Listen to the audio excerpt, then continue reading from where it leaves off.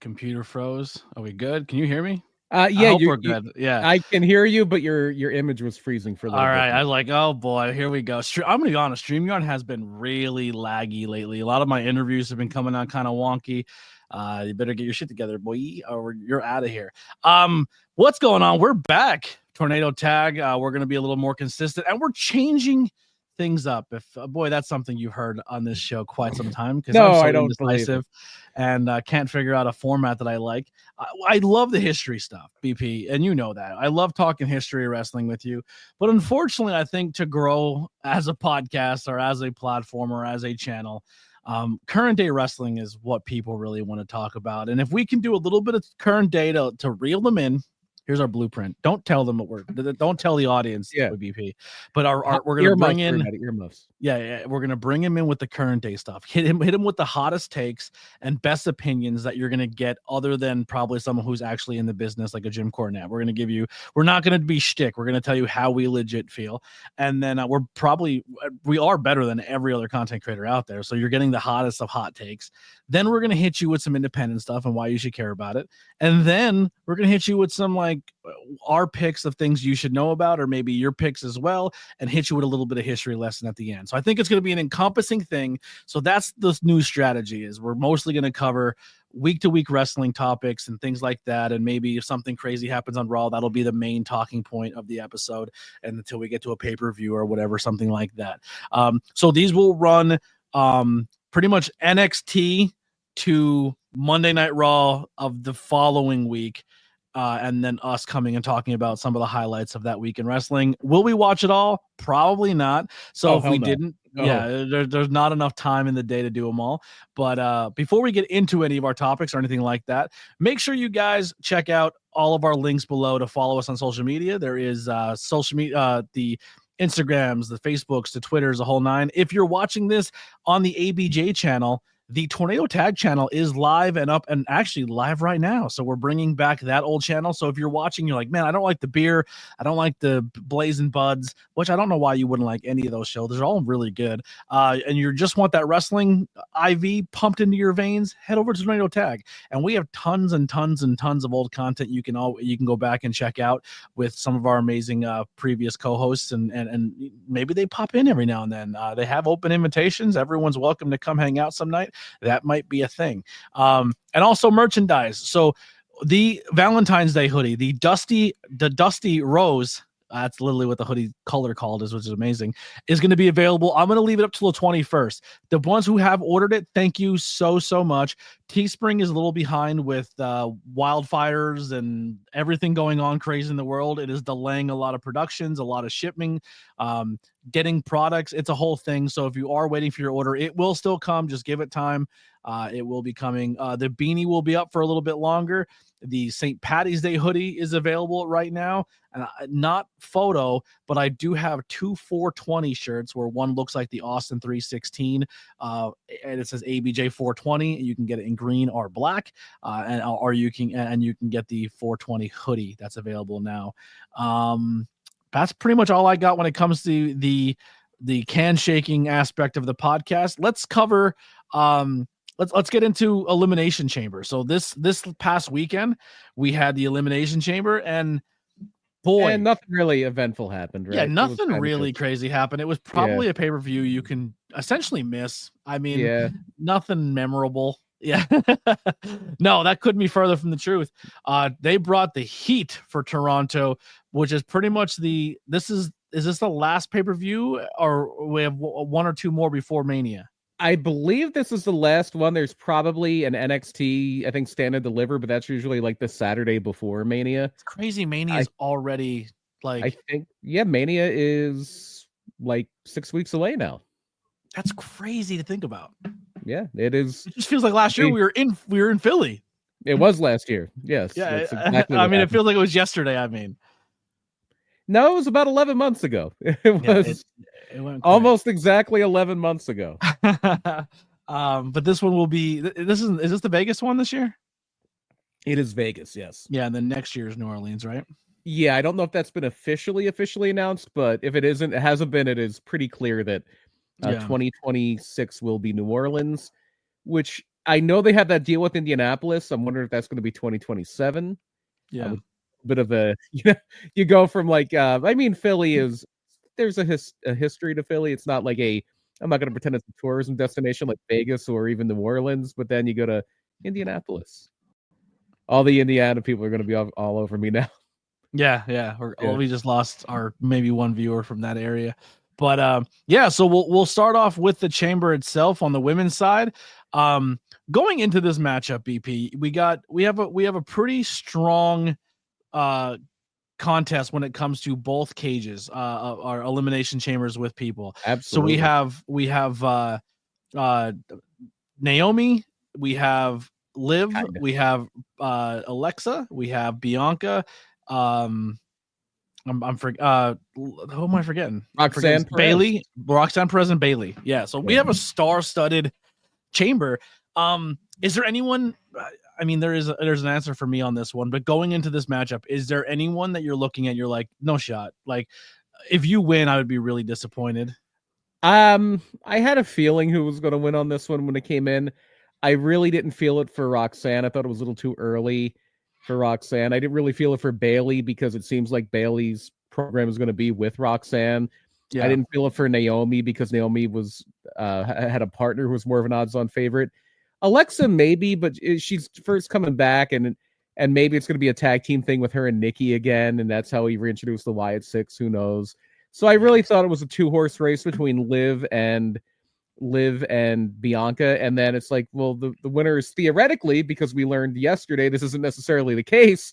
Theoretically, the winner is going to wrestle Rhea, and we've just kind of ended the Rhea Liv thing. That was a big program for about a year, so yeah.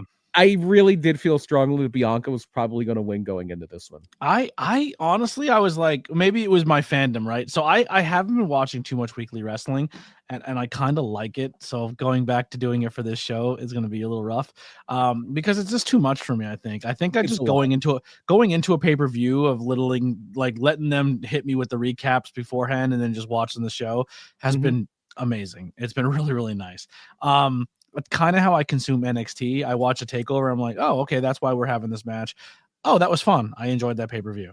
I don't have expectations. I don't have my own fantasy picks. I don't think I have this is the blueprint, because boy, WWE has been throwing monkey dicks in everyone's fantasy booking lately. I tend to have wrestling when I watch it. I tend to have it on in the background while I'm cutting a TV show for wrestling. Yeah. So I'm making a TV show and watching a TV show at the same time. Yeah. So the chamber essentially starts, and the two first contestants, Naomi and Liv Morgan, and Jade's music hits, and she comes down, and boy, what a sell by Liv. Like, I didn't do it. You have the wrong person. And she cocks back and just hits Naomi and beats the shit out of her. So yeah, great intensity. This is as impressive as Jade Cargill has ever looked in AEW or WWE. I love Jade. I'm a fan of Jade Cargill. I know her in-ring has been lackluster for the most part, especially on the WWE side. They waited so long to bring her in. She came in, she had a few bumps in her matches, a few rocky spots, a few miscues where people are expecting her to be better, which is understandable, I guess. But God, man, presence-wise, attitude-wise, look-wise, she is a complete package. And when she comes out here and just lays in this beat in Naomi, it's like, boy, none of that looked like a flub at all. Like, there was not one negative spot on that whole moment. Yeah, great job from everybody involved in this. Liv Morgan selling the no, it wasn't me. Naomi just taking a pounding. The great intensity by Jade. Bianca is adding to it just by screaming bloody murder, stuck inside of her pod, can't do anything to diffuse the situation. Just all around perfect execution on this. Yeah. This chamber has a moment for me with the women where there was a long time there where I was just sick of seeing this one tag team. I was sick of seeing them, especially these two tag teams put together. I didn't get the hype. I understood why everyone liked them and why everybody was into them as a tag team, but it was just like they weren't for me. I was like, none of their matches get me. I'm not a fan of what's going on. And that kind of translated to Liv Morgan for me. Like, I understand why she's popular. I understand why people are into her. I think she's a hard worker. I think her stories create how she was a fan of wrestling and then became a wrestler. But just as a character in a wrestling ring, I don't get excited for Liv matches. Liv won me over in this Elimination Chamber. Like, I kind of looked at her performance and what she's been doing at Elimination Chamber, and then it kind of was like that snap moment for me, which like, no, she's been really busting her ass. Like, and her accomplishments just speak for themselves, and the things she's kind of been given this whole time, low key, like it all kind of just hit for me. Like, no, Liv's good. Stop being the Liv hater. She's good at what she does. And just to kind of go back, the tag team I was thinking with that longest time, and it happened also in a cage, Hell in a Cell, was the Usos. When the Usos and the New Day had that Hell in a Cell match, I was like, the Usos are sick. Like, why have I been not saying they're good for this long? Like, you're dumb. I'm dumb for thinking that way.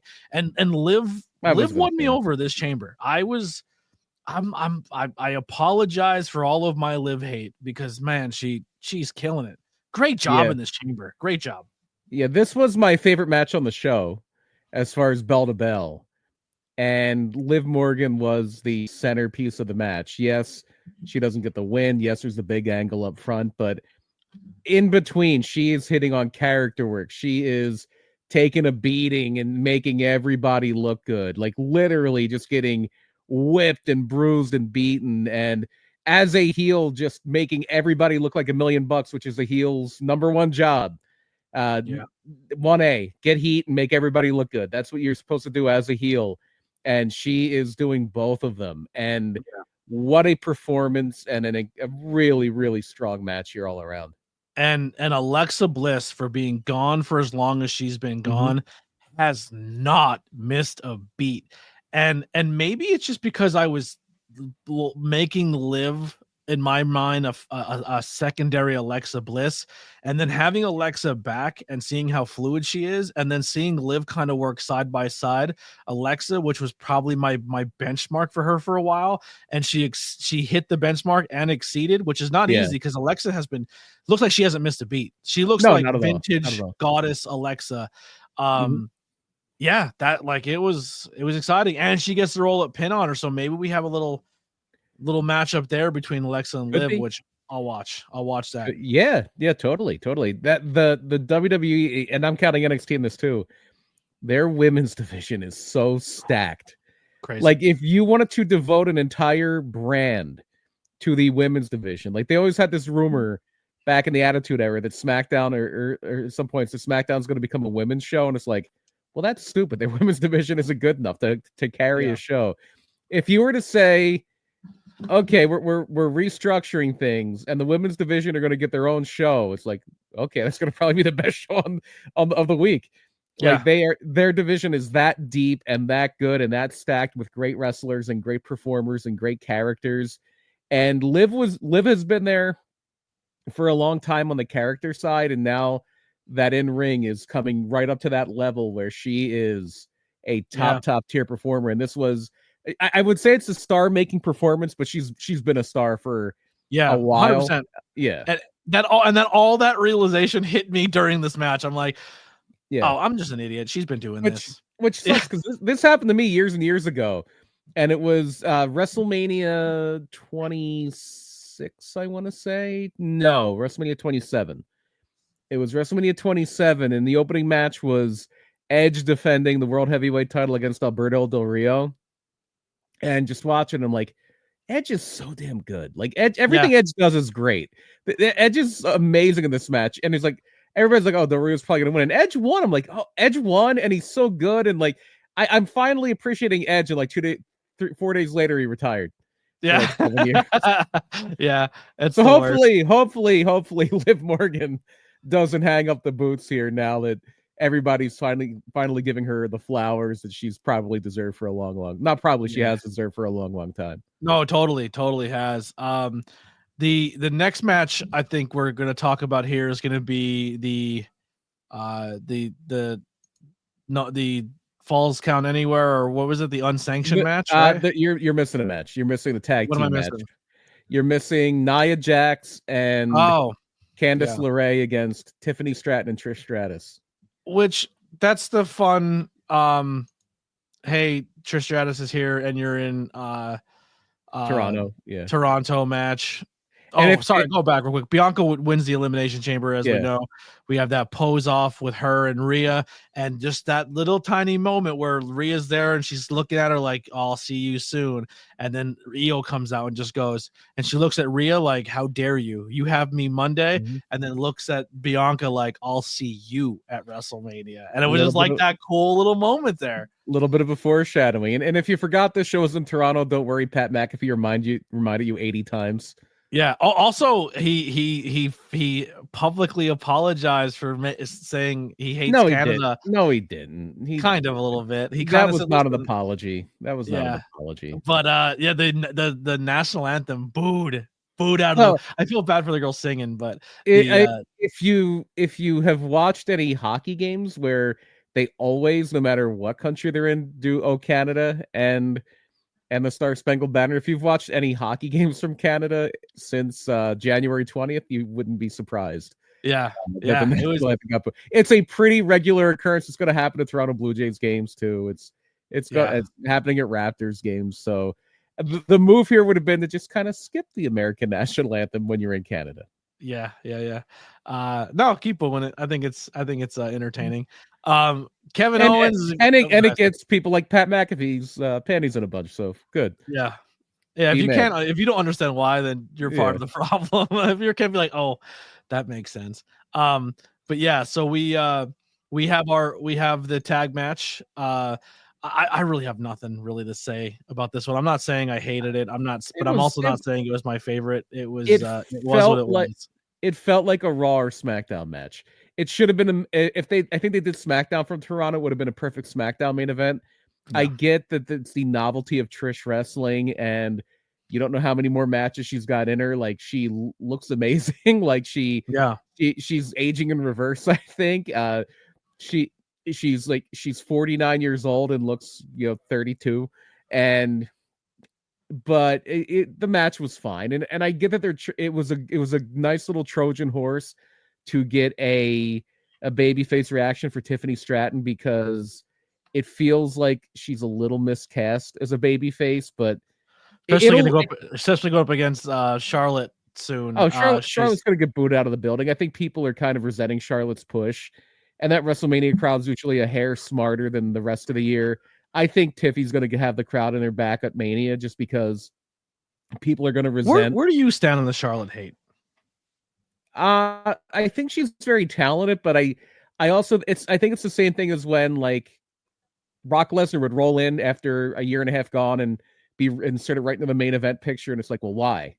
Especially, it's like a well, why thing. So I think that's it's a why, and then you go, all right, it might like they're someone when they show up, they're not secondary. They are the shit. They are the heartbeat of when they're there. You have to book around them. They're that good, but they're that imposing.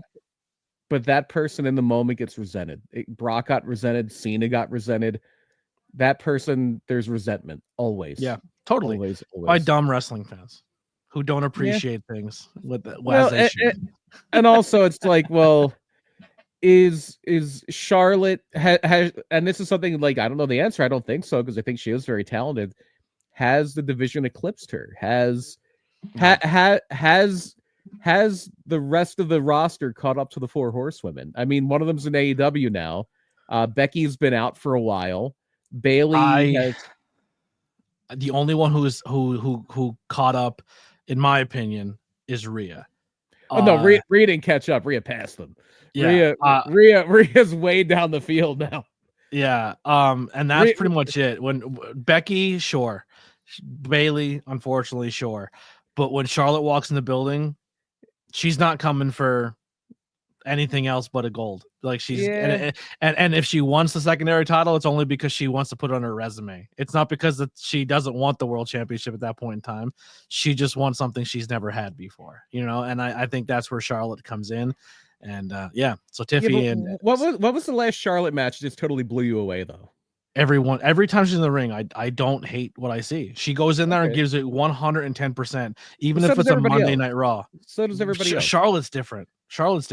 Maybe I'm a Charlotte mark. I don't know. That's fine.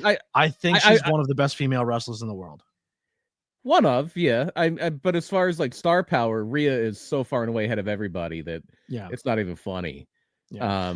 Rhea's look super helps her out, and then she gets in the ring and she's fucking excellent there too. Like she's connected, and the only person's connected in that way is Becky Lynch, and that kind of cooled off a little bit when obviously she went away for a while due to pregnancy, and then had that heel But around. Rhea has that power and athleticism. She's like a Yeah. hybrid. She's everything. She's like LeBron James of the WWE's women's division. It's like, oh, you want her to be a high flyer? She can do some of that. You want her to powerhouse? She can do that. You want her to be a sex symbol? Got that. You want her to be a different type of sex symbol? It's not a blonde shell bombshell. Goth mommy? She's got that covered too. Like she checks every box. She's as far as the women's division, she's the franchise right now. Bar none. Yeah, totally. So that tag match happens. Now we're gonna have the Kevin Owens, Sami Zayn unsanctioned match. They're never going to use this verbiage, and they never really do this in WWE. It's a lights out match. Yeah. If you've seen them fight before, you've seen this match. You've seen this. I hate to say this. You've seen the slightly better version of this match. Yeah, if you've watched Old Ring of Honor. Yeah, no blood, which I'm fine with. No crazy, but it wasn't a ladder war. No, Kevin and Sami, I think I said in our group chat, which by the way, come join us on Discord in the Cult of ABJ Discord with link below in the link tree, or the brand new Cult of ABJ Facebook community, which also has group chats that you can come join. And we were chatting along the entire pay-per-view with in the Facebook group chat. So come over and hang out with us in either the Discord or the Facebook chat, and come hang out, whatever platform you prefer. One of the things, by the way, I did notice in the chat about the Trish thing, Trish would be Tiffany's mom. I forget where I read this or heard this. Do you know how old Tiffany Stratton was when Trish made her WWE debut? 5. When Trish made her WWE debut, Tiffany Stratton was 10 months old. Wow. 10 months old. That's crazy. Where was I at my spot? Oh, during the chat we were talking about this lights out match, and I essentially said I can watch Kevin and Sami wrestle every weekend. They have that agreement with each other. Like, if you don't go out there and fucking try to kill me, I will kill you when we hit this curtain. Like they just have this agreement. Like, they're just gonna beat the shit out of each other. Yeah. It's wild. It's so crazy that there was a spot where Kevin tries to do the power bomb on the apron and fucks it up, and Sami gets off and punches him right in the face, and then Kevin kicked him in the nuts, and then just power bombed him again even harder.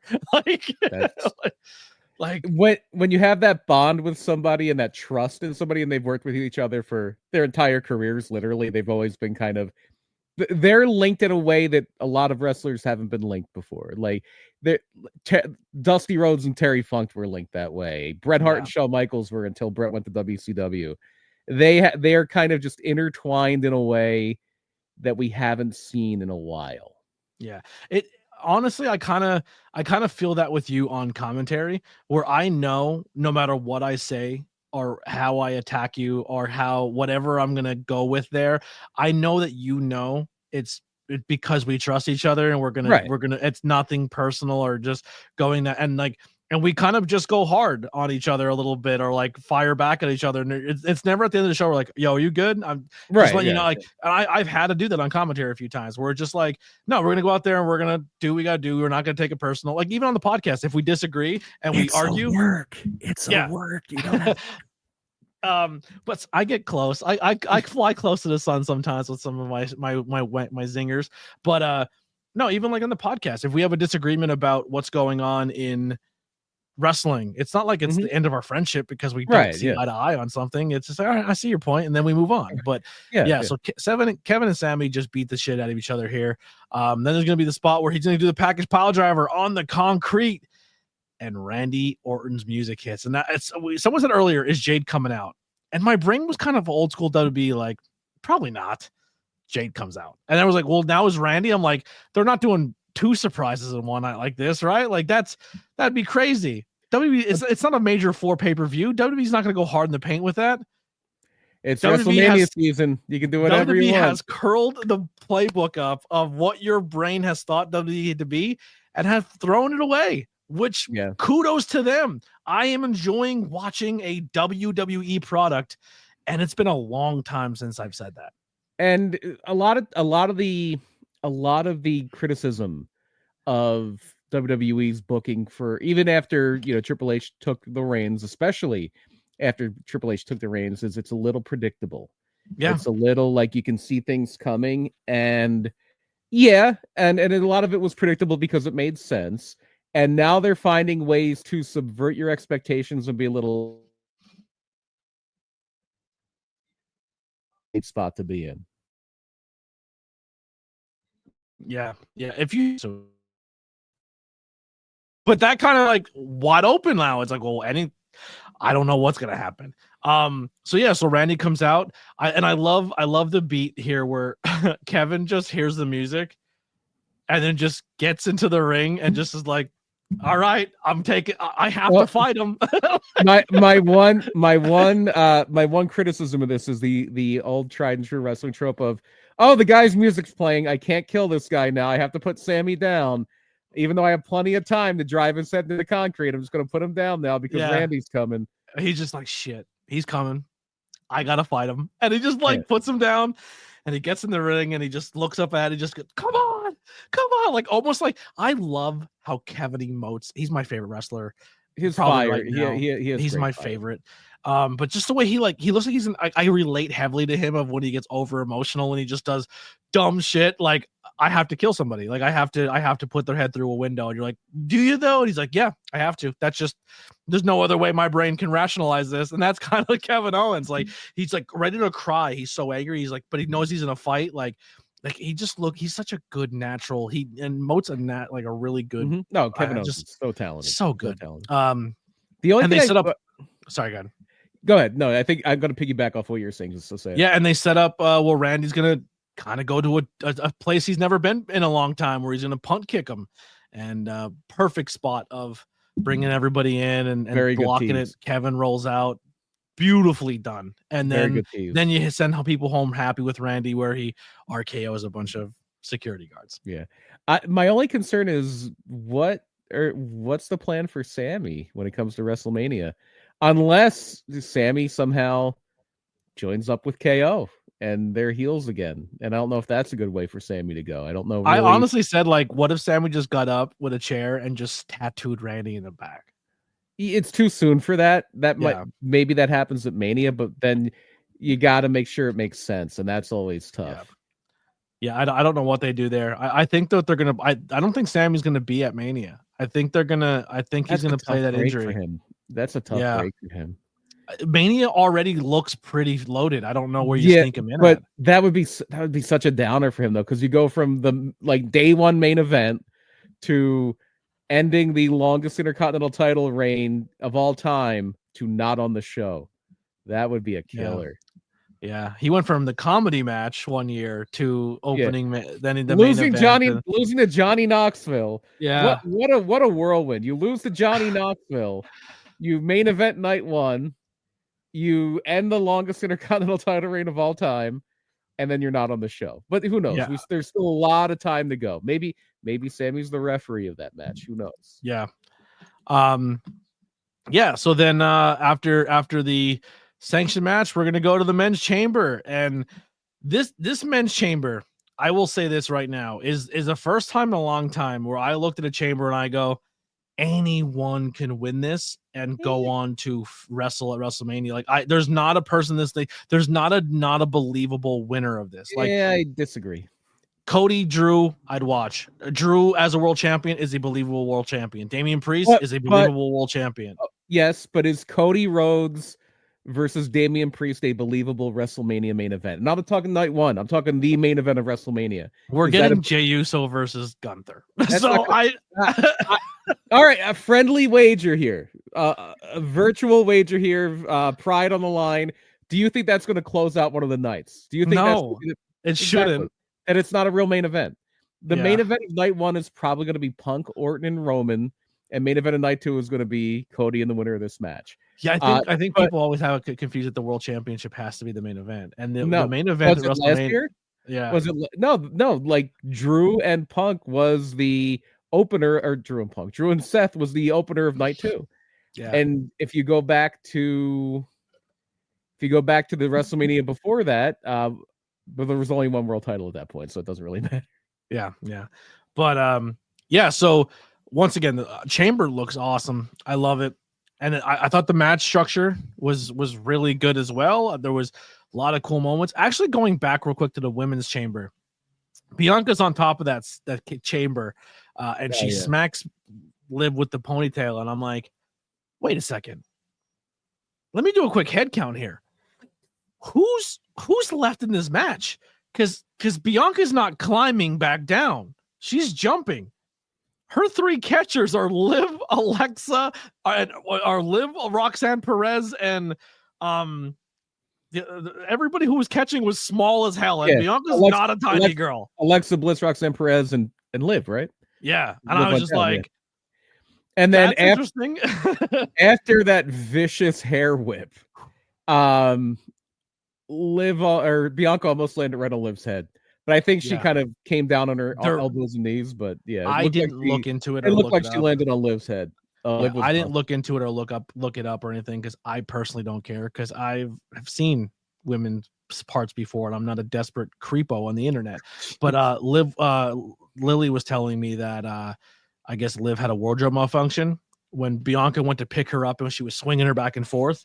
I think Bianca grabbed her pants and like pulled her whole front out a little bit. And people, of course, on the internet are fucking weirdos, and they had to go and post it. Like, but she was like, she was like, yeah, I was, because she's actually super into she's telling me more dirt sheet stuff than I've ever looked into, because she's like, I purposely have left every wrestling group that talks about that kind of, I just don't want to be around it. But Lily kind of keeps me informed on some things.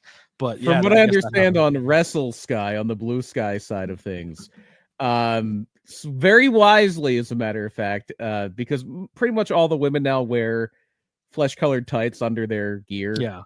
And I believe most of them now, again, very wisely, wear underwear under their tights, which is a very smart thing to do. Well, I think Tiffany just recently had a wardrobe thing, but she was wearing pasties, and people were like talking about her nipple being dark, and they're like, no, that was a pasty. Just don't be worried about it. Like, if it happens, move on. People have understood that, there's a lot of like people who will fervently look for those type of things, so they're taking countermeasures, which is very smart. You know who takes the best countermeasure for that?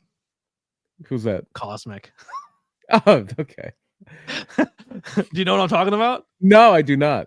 So we were at PPW, and Lily goes, oh boy, I think Cosmic has a rip in her gear, like on her crotch. And I was like, I didn't even notice. And Rem's like, really? And he goes, yeah. And of course, it was like during like a bridging suplex. Yeah. So Rem goes in the back, and he's like, hey, Lily noticed during the match that you might have like a rip in your crotch. And she started laughing. She goes, Lily caught it? And he goes, yeah.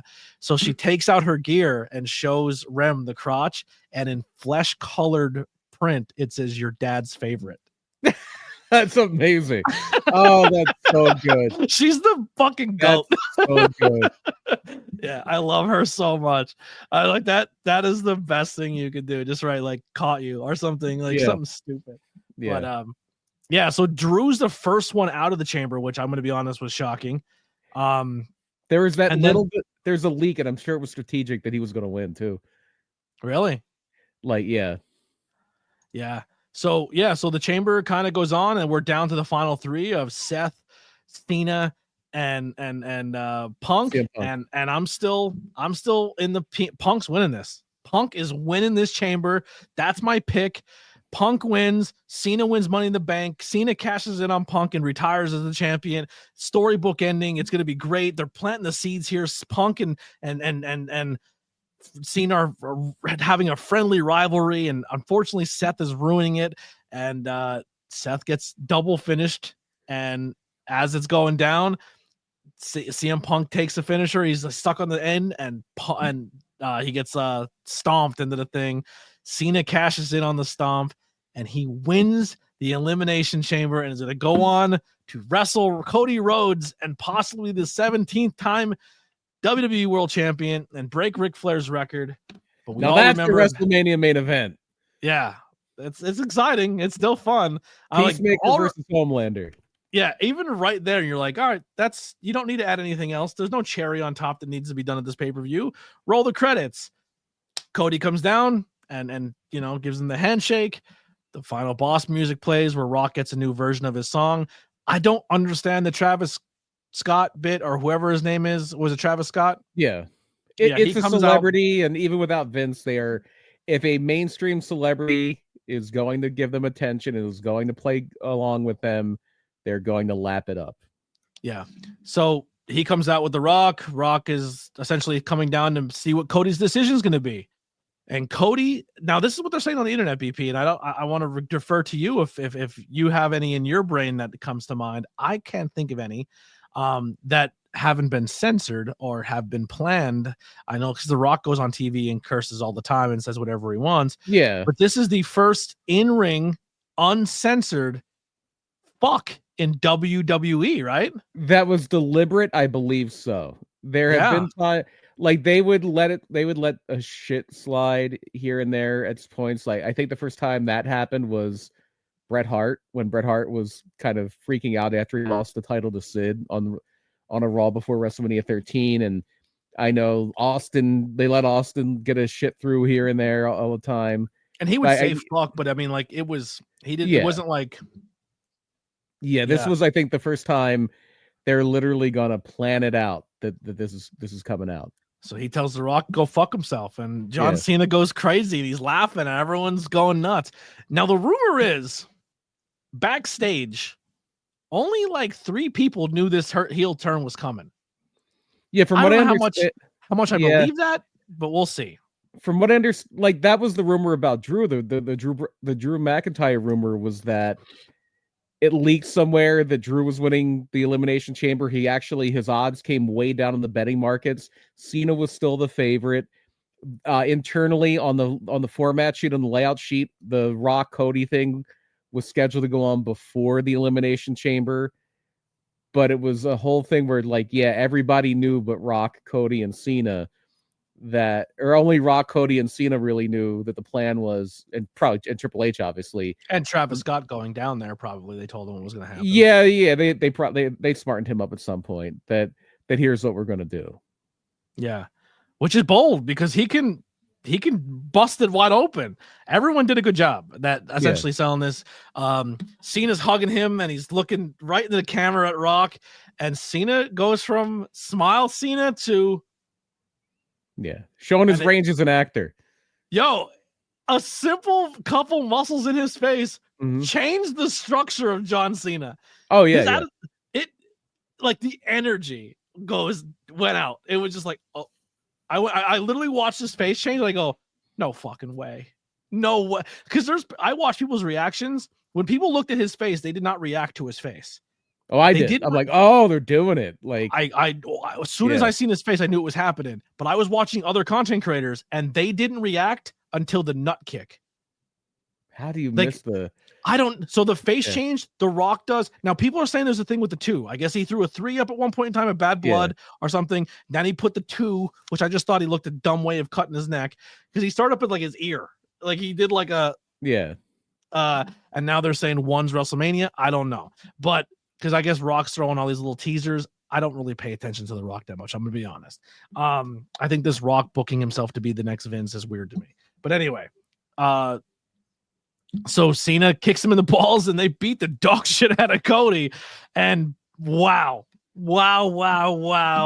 Unbelievable. It was unbelievable. There's the no other giveaway is the other giveaway is Cena's kind of hanging around when he shouldn't be. And it's like, okay, well, it is going to be Cena and Cody at the Elimination. But even when he's hanging around, you're still you have to be as like, you're like, they're not gonna fucking Cena's like, you didn't know the heel turn was coming until his face changed, and that was like, there's no way. Like, are they gonna do this? Like, so crazy. It's insane. It got the result they wanted. It was it's got to be the most talk, at least until it's the most talked about thing in wrestling, bare minimum, until the finishing the story thing, and maybe beyond that. Yeah, it's huge. It's huge. And it just started. So like, is the rest of Cena's retirement run as him as a bad guy? Maybe, yeah. Like, It's the what? one thing people always wanted but never got to see, and now you got it. Yeah, and does he go and just bury everyone he wrestles on his, because like everyone's like, yo, he hasn't won a match in forever. Every match he's done the job. Every match he's put everybody over. Does he just go out as a tyrant? As a world champion tyrant? Like, yeah, maybe not the whole time, because I think by the end, if you try to stretch this out until the very end to like his literal last match, no matter what you do on his last match, people are going to cheer him because it's his last match. It's crazy. So you can give people a little bit of this, maybe until SummerSlam, maybe until a little after SummerSlam, give them that taste of what they clamored for forever. And then you can kick it back to, right off into the sunset. And everybody's going to be so kind of grateful for the career that they're gonna get along. They're gonna go along with it. Yeah, and thank you guys so much in the chats putting stuff on. We will get to you guys too, but we're just kind of keeping the flow going. But keep those comments coming. Thank you. I was on TikTok, and there's a video of this girl watching the wrestling interview with, I guess, her boyfriend and their brother, or two guys, and they are just like hands on their head, hands on their face. The one guy's on his knees, just like, what is happening? And she just like, can anyone explain why this is a thing and why they care so much? And of course, the comment section did not disappoint. So the first one was, imagine SpongeBob betrays Mr. Krabs and joins Plankton. Because you're trying to explain in different terms to this girl. Imagine John Wick puts down his own dog. Imagine Batman sides with the Joker. This was wrestling 9/11. All right. So stupid. This is the closest thing to wrestling terrorism, as someone said. Imagine Harry Potter hitting the avocado, or whatever the hell it's called, on Voldemort, on Ron, his best friend, and then posing with Voldemort. If Captain America became Captain Russia, it's like if America started siding with Russia. Oh wait, that was a comment. Yeah, that was a comment. Perfect. Yeah. Oh man, there's so many funny ones. Like just the people going hard in the paint. Just of like all these crazy like what ifs, like why it was compared like to these things. But Travis Scott, real quick, slaps the dog shit out of Cody. Yeah, and fucked his eye up. Yeah, even The Rock said in the press conference, like, yeah, he went a little too like. And I understand that's what you want to do. Like, you want the non-wrestler to lay it in, because if a non-wrestler tries to do something work, that usually looks like shit. Yeah, but there's a limit. Does he have a receipt coming? Probably not. I think there will be a moment. He has now he has now inserted himself, and he took a legit shot at a world champion. I'm not saying Cody's giving it to him, but there's going to be a moment where he steps in the ring and he has to take a bump, and someone's going to give him one. Yeah. Well, yeah, I'm thinking like Cody knows enough about how to play the game that it's like, okay, this guy's a major mainstream star, and if I just knock him, break his jaw, then there's going to be problems. Yeah, like the Speed Kid when he got in the Rumble. Boy, that is a win-win for professional wrestling, because if they go out and crush this kid, you just protected the business. You know what I mean? Like, it would have to be somebody on like an equal footing in the mainstream. So if there's a situation where The Rock goes to hit Cody and Cody ducks and Travis Scott catches it, and The Rock's the guy that does it, who's going to bitch about The Rock? Yeah, Travis Scott. I will, my 3/4/2025. My prediction is Travis Scott is gonna get fucked up in professional wrestling. It could coming. Very well happen. Yeah, it's coming. It's coming. It's not if, it's when. But overall, man, Chamber, excellent show, fucking amazing, so excellent good. Show. Monday Night Raw the next day. I'm gonna be honest. I thought the show was good. I didn't hate it.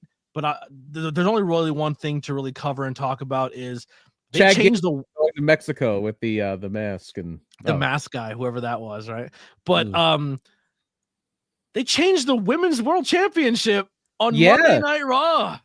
I think they're still trying to set this expectation that anything can happen on Raw. You have to tune in to Netflix every week. You can't just assume, oh, Rhea's going to win. And the one thing they haven't done is that big surprise. They haven't done a match where it's like, oh, there's no way that person's winning, and then they do. And obviously For this the means longest time, this is why I enjoyed watching AEW. This is what AEW did for us. We would have main title matches that things would happen on on shows on AEW, and people would take clean losses, and people took losses and wins, and like it was like, this is fun. And WWE was too safe. And like I said, they have thrown that rule book out the window.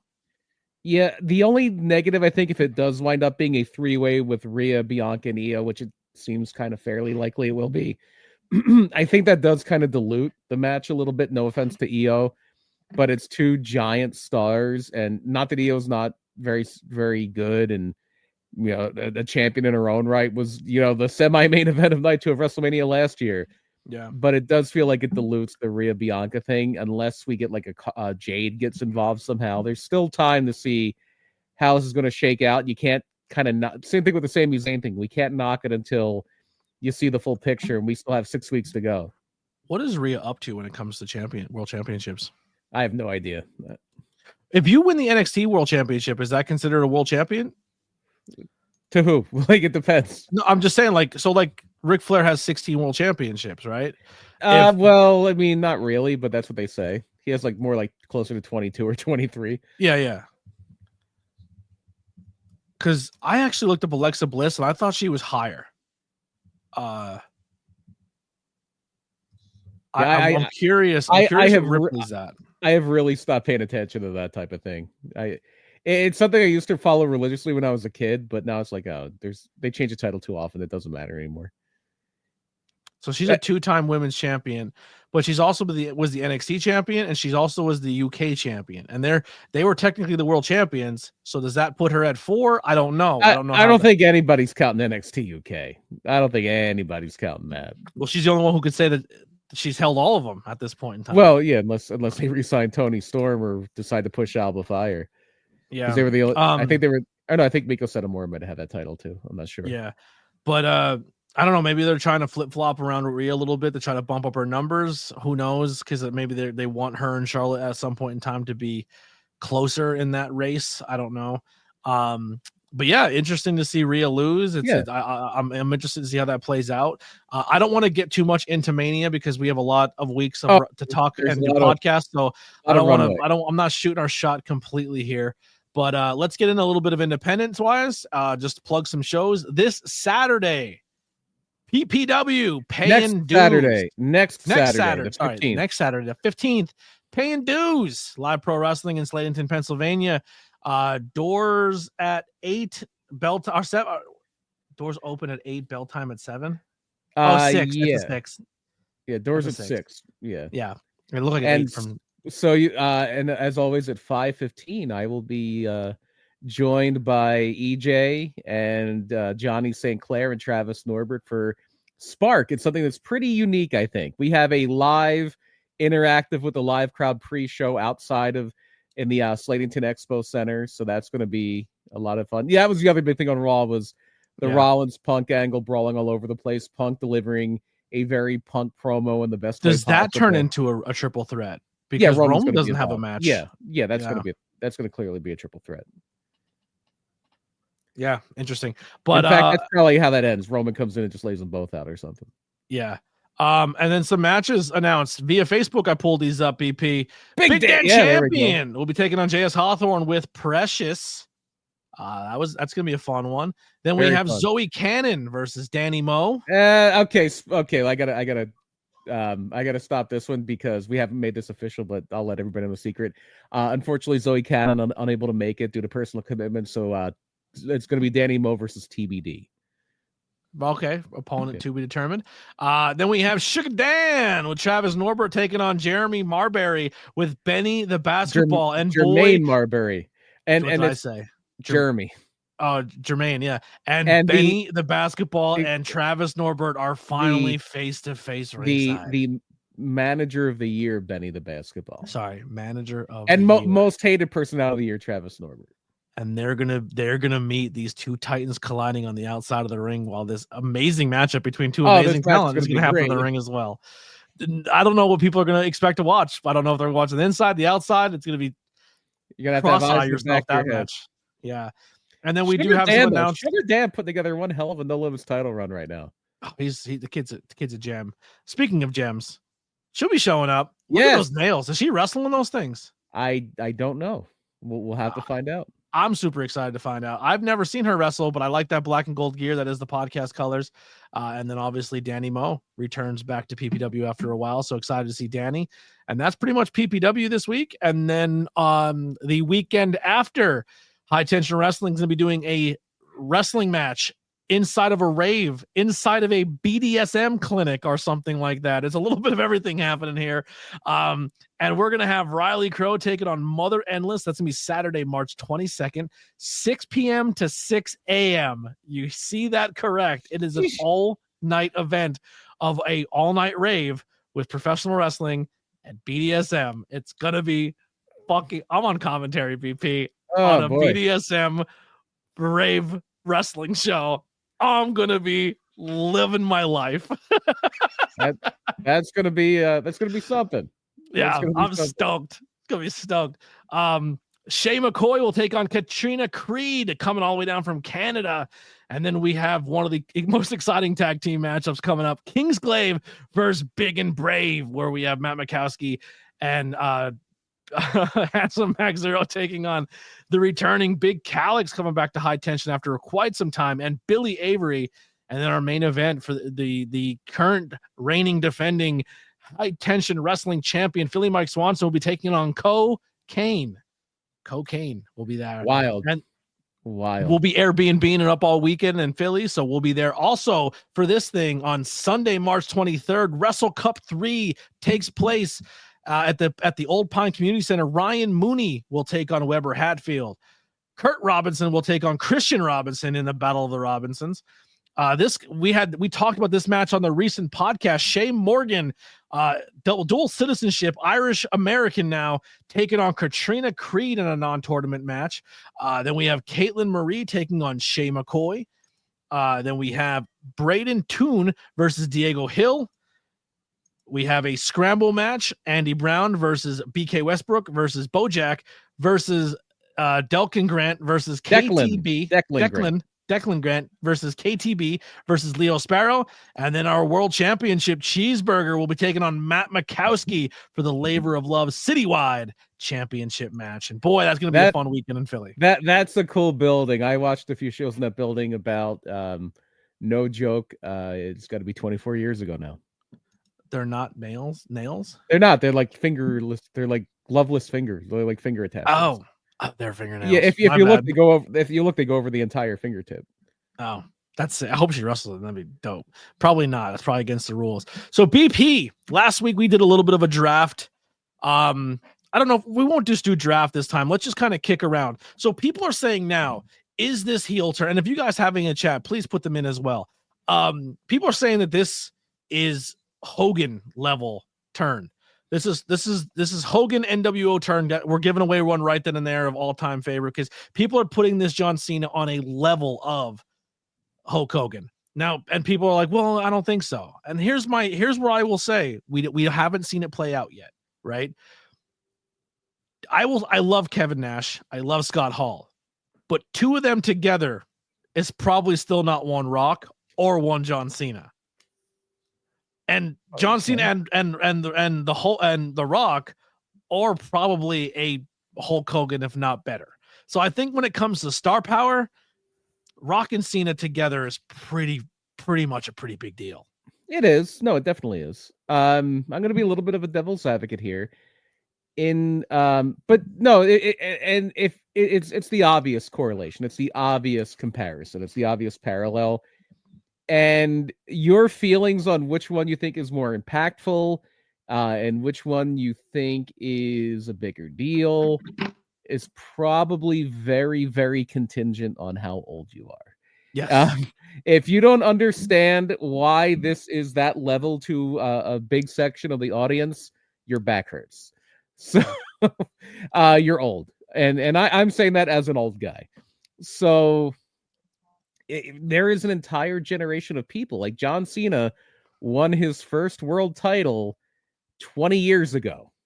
If you were how old I was at WrestleMania 5 when the Mega Powers exploded, the night John Cena beat JBL for that world title, You've only ever seen babyface John Cena. You are now 26 years old. And you have, if you've been sticking with wrestling that long, this is a huge deal to you. I think there are some reasons why this one isn't quite as impactful for me, and it has less to do with the star power involved. First of all, the NWO was white hot. Like, yes, The Rock is the biggest celebrity in the world, and Kevin Nash and Scott Hall were never the biggest celebrities in the world, but they were they were the thing that everybody that was following wrestling in 1996 was talking about. So here's where I will agree with you so far. So the only way I would think it, just by your logic, and I'm not, you're swaying me, I'm going to be honest, is if John Cena went to AEW and did what Okada did. Not even that. I think the thing that really kind of makes this one a little less for me is this is John Cena's farewell tour. This is John Cena at the, unless that's a lie, and he's like, I'm staying. Like, you're down to have to deal with me. He's a heel now. He can do whatever he wants. Yeah. I lied. But that's probably not the case. John Cena is at a stage of his career where it's, he's winding it down. And I think that's probably still legit. I mean, has anybody ever lied about a wrestling retirement? No. They're always exactly what people say they are. No one's ever lied about a wrestling retirement in the history of wrestling. But the thing with this is, I think it's where it came in his career. If it would have been something where he would have done it 10 years ago to Roman Reigns, if he would have done it 11 years ago to Daniel Bryan, if he would have done it to somebody else at a different point in time, if he would have legitimately joined the Nexus instead of it being like, I'm forced to join and then I'm going to come back as a babyface, if he would have done what they thought they were going to do and they got cold feet at the last minute and turned heel on The Rock after he lost to him at WrestleMania 28, if they would have done it 12 years ago, 13 years ago, now it's neck and neck with Hogan. Not saying Hogan was as big as he ever was when he turned heel, because he was kind of getting stale. And that 2008, 2009, or not 2008, that 2011, 2012 kind of zone for that would have been the same kind of thing. Like, yep, Cena's still a big star. People are still paying to see him, but people are kind of getting sick of the same old act. Yeah. Where now, like, John, it's funny that this happens, and people argue that this makes it better. This is finally happening at a point where everybody has accepted John Cena. And even the people that booed him, when he was in his prime, were like, you know what? It's John Cena. I respect him now. But that's when they say you should turn somebody heel, is when people aren't ready for it. And people were ready for it then, and now they're not. But it's also a different world than it was in 1996. And, kayfabe is fully 6 feet in the ground now. So people don't really feel like, not that it wasn't in 1996, but people are just kind of more like, oh, they got me, more than I don't think anybody is legitimately angry at John Cena because they know it's a show. Yeah. Nobody's really mad at the guy, except, I take that back. Kids, but kids are, imagine being one of those Make-A-Wish kids. Well, they're like, he's still a good guy. They did that whole thing. Yeah. So let's run down. Do you have a list? I have some in my brain. I have two lists. Okay. I have a historical list, which is like older stuff that I didn't really see firsthand. And then I have the stuff I saw firsthand, which is still old, because again, I'm old. But I have the stuff that's a little before my time. Well, kick us off with your first one on your list. I'm going to go with the historical list first. And this is just slightly before my time. I probably did see it, but I was like maybe 3, and I don't really remember it. And it was the Mr. Wonderful Paul Orndorff turn on Hulk Hogan right after, between WrestleMania 2 and WrestleMania 3 in 1986, where it starts with Adrian Adonis calling Orndorff Hulk Jr. and Orndorff kind of resenting being in Hulk's shadow. And then eventually there's a tag match and he just turns on Hogan and just pile drives him and just lays him out, because I think it was a very justified heel turn. It was a great piece of business. It made sense. And yeah, that's going to be my number 5 for historical. Personally, and this one's a little outside the box, and it wasn't an official heel turn. They kind of turned into it a little bit later. Vince McMahon turning heel at the 1997 Survivor Series in the Montreal Screwjob, because that launches the character that turns the wrestling war around, and is the perfect foil for Steve Austin. They didn't make him a heel until later. In fact, they tried to make him sympathetic. Like when they did the whole Brett screwed Brett thing, they were not trying to make Vince out to be the bad guy. That's what they really believed. Yeah. And people were like, no, fuck you. Brett, you're a dick. Well, since you left it on the table for me, I'm going to take my all-time favorite. Best heel turn in professional wrestling happens in a barber shop. These are my number 5s. I'm sorry. Those are my number 5s. I have top 5 lists here. All right. Well, I'm going to go. I'm going my favorite and then backwards. All right. I'm going Sean Jannetty in the barbershop. That's two things. Number 1, there wasn't a heel turn. Jannetty just got scared and jumped through a window. That's not a heel turn. He was trying to run away. And then also that's my number 2. That is number 2 on my list. Okay. Of ones I saw personally. Yeah. That one fucked me up. Oh, not fucked me up. I was happy. That was actually one I was cheering for, but that's super high on my list. Yeah. Yeah, it's number 2 for me. It's a great one. I'll do another one because you gave 2. Yeah, go for I'll do another one here. Another one that stands out to me, and actually me and Gary were talking about it in the Discord. Steven just jumped right on it. Owen turning on Brett leading into WrestleMania 10. Great heel turn. When he kicked his leg right out from under his leg. Here's the thing that we were talking about in the thing in the Discord, and Gary was kind of putting more things in perspective. It's like the singlets, when they all agreed to wear the same singlet, and then Brett came out with a different one. And pink, the all pink. What are you trying to be different than? Like, you know what I mean? Yeah. By the way, Bret Hart in a short singlet, crazy. I forgot he wore those. Yeah. Also, anytime Bret did the all pink, I was always a big fan of the all pink look for Bret. Yeah, all pink was cool. But yeah, I'm like Owen on Bret is my number 2. So I have, again, historical and then personal. So I'm still gonna go backward to my number 4. Mm-hmm. My number 4 historically, again, a little before my time. I was like a baby when this happened. I think it was like under a year old. And a lot of people would probably have this as number 1, and I don't have it as number 1 because it was kind of derivative. It was a little bit of a cover, and it's a very famous one. It was actually in 1985 when it is Dusty Rhodes, or no, Ric Flair is facing off against Nikita Koloff in the cage in the Omni.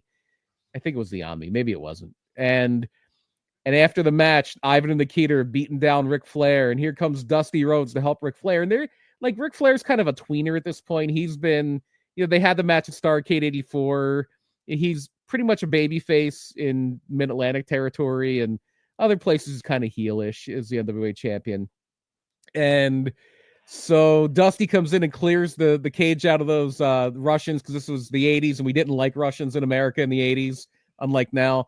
So Dusty and Flair cleared the ring of those mean old Russians, and then Dusty is just playing to the crowd, and Flair is laying down. He's still kind of licking his wounds, and he starts pointing at Dusty, and everybody's like, well, why is he pointing at him? And then the Andersons come in. Then Ole Anderson and Arn Anderson come in. They lock that cage, and all four of them just beat down on Dusty and prevent everybody from getting in the cage, and they break Dusty's ankle. And it's the genesis, and it takes a little bit of time to get there, but it's the beginning of the genesis of the Four Horsemen. Yeah. And a lot of people are going to have that higher than 4, but again, maybe we stick around a little bit, and there's a reason I have it so low. Yeah. You want to go back to back? Yeah. So my number 4, and it's one of those funny heel. I was of two minds here, and I like this one more because it's a heel turn when the guy was already a heel, and I love that. It's like, you were already a heel, but now you're even more of a heel. You're extra heel. You're double extra heel. and it was the Festival of Friendship Oh, you when son of a bitch. a list of KO, and why am I on this list? And such a great, already a heel, but now it's not even a heel turn, it's a Jericho babyface turn, which maybe makes you make it a little lower. Yeah. But it was so well executed, and Kevin's one of those guys. It's not if it's when. Like it's one of those heels. Like it's coming. He's that Lex Luger. Yeah. Oh, he's going to turn on you. You know, he's going to turn on you. It's just why are you even trusting him, you dummy? Yeah. Well, since you took my one on the list, with Kevin and Jericho, which oh my god, and then it led to like the finger on the rope, and then they did a whole match where he was trying to destroy his finger. So stupid. I love it. But it should have been for Kevin Owens' Universal title if it wasn't for that stinking hyena Bill Goldberg. Yeah, that stinking hyena. So I'll change it here. I'll go back to back, and they're two modern ones, and I'm gonna say, end of NXT pay-per-view. Two guys are walking out arm in arm, and then that bottom corner hits. End of the show. Well, which one are we talking about? Because this happened more than once. I'm gonna say the first time, because another one that happens quite often. But it was the first time they really got people with the bottom corner. Oh yeah, definitely. And everyone's like, show's over. And then all of a sudden, Tommaso Ciampa grabs Gargano by the back of his neck. That's not the first time. Oh, it's not? No. Okay. Tommaso Ciampa grabs Johnny Gargano by the back of his neck and throws him into the light screen and beats the crap out of Johnny Gargano, which is the first turn for those. That's my one on the list. Again, and number two. That's a cover. So that's why it would be a little farther down for me. Go ahead. Yeah. The next one's going to be, huge baby face. But in 2019, she attacks Becky Lynch with a chair. And then the following night, her inflatable arm goes up and she axes them all down when Bayley turns heel is my next one. Yeah, that was like the female equivalent of the John Cena, the Hulk Hogan perennial babyface heel turn. Yes, that was when Cody Rhodes lost the tag titles to himself because he was the mystery partner on the other team. So, and that's the other thing that I disliked about. Hold on on that one. That was the other thing. Like, so the Rock's plan was John Cena. That was his backup plan if Cody didn't join him. But what if Cena didn't win? What if Drew won? Did he have deals with all six guys? Did he have a deal with Punk? Did he have a deal with Logan Paul? Like, if backstage, like, wait, so are we off? Are we done? Looks like I thought I was turning heel. What the hell? So I have two here. I have my historical and my personal. But what I thought you were gonna say is that's not the first time they did that thing with the stinger at the bottom of the screen. Okay. At NXT Takeover Arrival, it was the first year they had the WWE Network, so it was like 2014, I believe. And you had the main event of that, Adrian Neville, now Pac, was your NXT champion, and Sami Zayn had been chasing that title for a long time. And he said, if I can't, well, I thought you said this was well before the DIY one. So I know, but I skipped this one because I was gonna go with Jericho, and this was still on my list, and I was gonna I'll get it later. Then I'll save it for you. Go for it. No, you got to finish it. You're doing beautiful. So Sammy beats Neville, and there's a big celebration, and his buddy Kevin Owens had debuted and beat CJ Parker, now Juice Robinson, in the opener of that match, in the opener of that show. And Pat Patterson's out there. It's a huge celebration. The end of the show graphic comes up in the bottom left, and then Kevin Owens just beats the hell out of Sami Zayn. And that was literally the first time that little graphic on the bottom of the screen did not mean the end of the show. That's the first time they ever did it. So good. Kevin's so good at heel turns. It's so like your top 5 Kevin Owens turns. Yeah. I mean, if you throw in Kevin Steen, you could probably get a good 5 out of it. Yeah. So no, my historical one here is one we talked about a few episodes ago. If you want to go back to like January, and we talked about the Freebirds. It is the Freebirds turning on the Von Erichs Christmas night 1982 Michael PSAs and Terry Gordy slam it. They try to cheat to help Kerry Von Erich win that title from Ric Flair, but he doesn't want their help, so they slam the door on his head. Yeah. And they leave him for dead, and it starts off the feud that's the hottest thing in the history of Texas. And on the other side, I'm going to go with WrestleMania 13 because it's the best double turn ever. And it's Bret Hart going heel and Steve Austin going babyface by Bret Hart just cinching up on that sharpshooter and not letting go even after Ken Shamrock waved it off. And you didn't have to do anything. It was just the crowd turned them for them. I don't like Bret, I like Austin. It was a real sea change in wrestling, and it was the real kind of, they'll say that like the official beginning of the Attitude Era was a little bit later. Like I think WWE recognizes it as Undertaker and Bret at SummerSlam with Michaels as the referee. But it's the seeds are planted here when Austin becomes the big baby face and Bret becomes the big heel. Yeah. I don't know if this is technically a heel turn because it comes from a bunch of heels. Well, it's that Kevin Owens thing. It's the heels turning more heel. Yeah, it's memorable for me. It's one of my favorite things in professional wrestling at one point in time, where it almost got me back in at a time when I wasn't watching it. But it was Evolution was a team, and Randy's up on the shoulders of Batista, and Triple H is like, "Hey, bud." Yeah, it's much like the Festival of Friendship, where it's just they're actually turning a guy babyface by turning the heels more heel. Yeah, such a good moment. That's going to be the one I'll pick there. Actually, just as I was saying it, Steven Chambers popped it in, so we're on the same page there. And then another one that it kind of involves two guys again, where Triple H and Randy Orton are out there, and they're about to look like they're going to fight the Shield, and they said, 2 of you, 3 of us, and then that chair comes to the back of Roman Reigns, and Seth Rollins leaves and dismantles the Shield. And something that Roman still hasn't gotten over, because he had the choice at WrestleMania 40. Do I finish Cody? Do I finish Seth? And he wanted to finish Seth, and it cost him his title. And that's some great long-term storytelling there. I got 2 more that I'm done. Yeah, I have a few more. Well, I have 4, but 2 of them we talked about. I'm going to close out my personal list because we talked about them both. Number 2 for me was Michael's barbershop window, and for me, like the greatest heel turn I've seen in my time as a wrestling fan is the Hulk Hogan joining the NWO, just because I'm in that age group where Hulk Hogan has been Superman. Which Undertaker heel turn? Yeah. Has been Superman the entire time, and Batman drops the leg on Robin.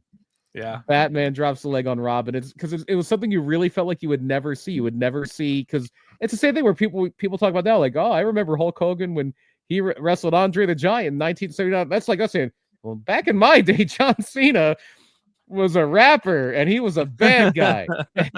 and Brock Lesnar did the F5, so he did the FU, and you get off my lawn. And that's how we sound now. And that's how. But when Hulk Hogan turned, I was 13 years old, and it was like, oh, okay. I mean, I knew what was going on with wrestling at this point, but it's like, oh, Hogan's a bad guy now. Interesting. Mm-hmm. All right, so my last 2, and there's so many more. There's so many. I have 2 historic ones left to go. So after you're done your 2, I'll do those. I'm gonna say, before we knew him as the final boss, he was Rocky Maivia. Nobody liked him, so he joined a team called the Nation of Domination, which he hated. By the way, he did not want to do with that the whole racial thing. In fact, he got the Nation away from that. Yeah. And he leaves the Nation of Domination, which was a cool moment where he kind of really becomes The Rock. But when The Rock joined the corporation was a really cool one for me. I really like that. And more current day, when Roman shows up with brand new teeth and a t-shirt that says "Wreck everyone and leave," and he becomes what we now know as the Roman Reigns we all love and adore and cherish, when he come in and just beat down the Fiend. And I think Braun Strowman just fucked everybody up. Just came in and fucked everybody up, and it was just like, what is this? Just Roman's heel turn. I think those 2 are good turns for what became of them, like The Rock and the tribal chief. But the turns themselves were nothing special. Like, literally, The Rock's turn happened in the middle of a Raw. Mm-hmm. And Roman's like, yeah, it became something big. It's like, oh, Roman's a heel now. But we didn't even realize he was a heel until Paul Heyman shows up because he beat up Bray Wyatt. Bray Wyatt was a heel. Yeah. Braun was a And I mean, babyface, but we didn't even talk about like the mega powers really. Like that. I yeah, mean, we did a whole episode on it. the Savage turn was good. Yeah. When Cactus turns on the ECW fans. Yeah, again, the turn itself was fine. Like he turned on Tommy Dreamer in the middle of a match, but it was what came from it that was so cool. Well, before I say some honorable mentions, I'll let you finish your two. So my two, and these are both historical. They're a little before my time. You can bring up that thing Steven said again, because my number two is, and it I believe happened at the Hamburg Fieldhouse. At least that's what Larry Zbyszko told me. I always thought it was Allentown, but Larry's like, no, it was Hamburg. When we met him in 2021, it is Larry Zbyszko, and you look back, those chairs look like the Hamburg Fieldhouse chairs. It was Larry Zbyszko and he's the protege of Bruno Sammartino. Bruno brought him in.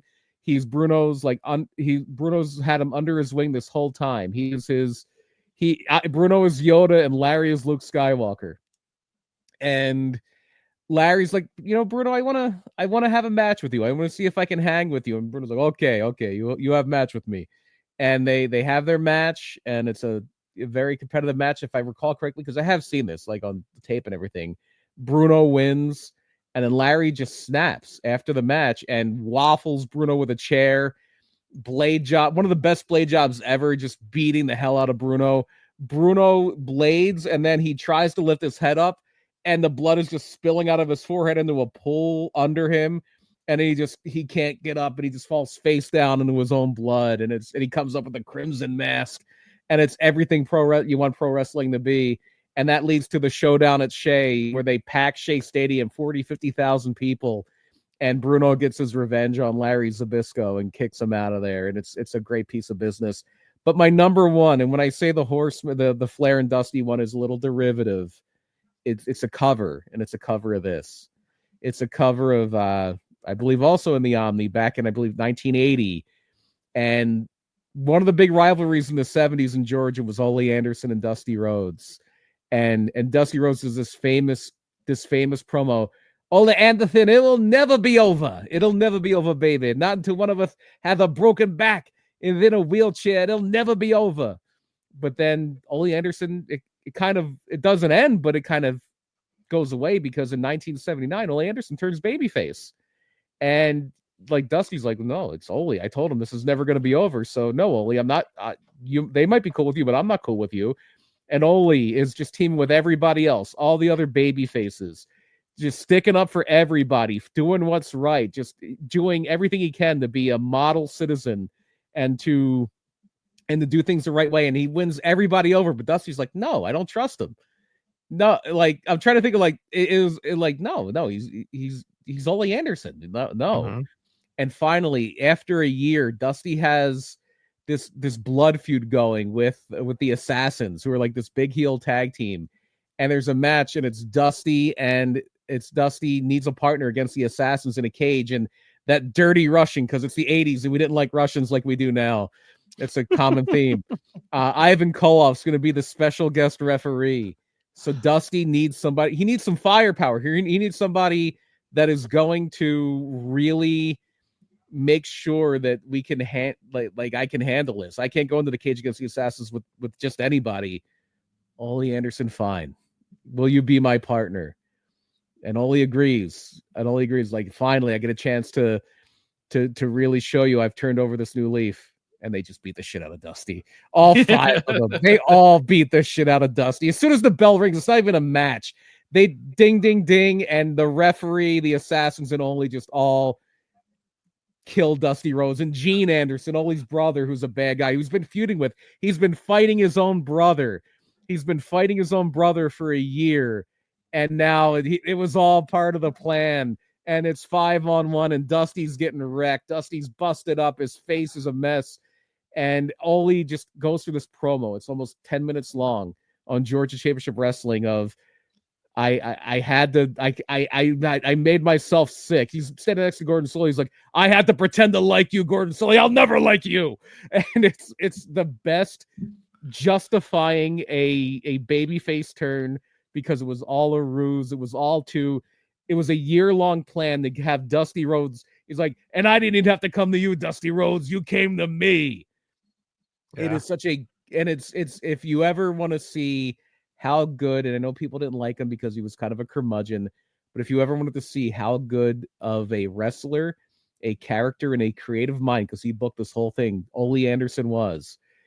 It's easy to find. Just look up the Ole Anderson promo in 1980 after he turned on Dusty Rhodes, and everybody's part makes sense, and even Ivan Koloff is like, oh, I thought I lost my. You almost sympathize with the bad guys who's like, oh, I thought I lost my friend, but he was just trying to beat up Dusty Rhodes, and so we're good again, we're cool again, and everybody's weighing in on it. Like even Kevin Sullivan, who's a babyface at this point, is like, you're gonna get what's coming to you, Ole Anderson, and it's the most perfectly executed heel turn ever. Yeah. And it was the playbook that they used to turn Flair, and it's so good. So we got some honorable mentions I have from a website here. So we have Christian Cage turns on Sting in TNA. Everyone that's pretty high up there. When Naito created Los Ingobernables de Ingobernables de Japón.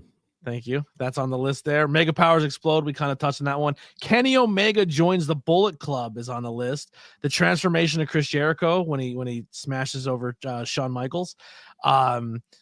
The formation of the Bullet Club when Prince Devitt turns. Yeah. Beer Money and Ink Dissolve on the list here. If Jim Duggan turned Canadian, but that's not even a heel turn in today's time. That's just normal. Yeah. Well, we all just hacksaw Jim Duggan over the past couple months, weeks. Yeah. Honestly, yeah. We should buy these shirts, BP. We need, this is the new hot t-shirt. I might just steal it and put it on my website and make a couple bucks. This might be the new shirt. Yeah. There you go. And that one was horrible, by the way. That was a Vince Russo thing. That was just I'm gonna have Hacksaw Jim Duggan be anti-American because it's less than people would expect. And then he shaved too. He shaved and cut his hair. Yeah. Stone Cold joins Vince McMahon. That one sucked. Get out of here. That's what killed the Attitude Era. That one sucked. Yeah. It's on the list. Andre aligns himself with Bobby Heenan. Yeah, that's a good one. That's a really good one. What else we got here? What are we missing? We have Jericho. Kevin Steen betrays El Generico. Austin Idol betrays Jerry Lawler. How many times has Kevin Steen turned on him? How many times has that happened now? At some point, it's Sammy's fault. I'm going to just say that. At some point, it's Sammy's fault. Yes, it's Sammy's fault at this point. But that's pretty much all I got.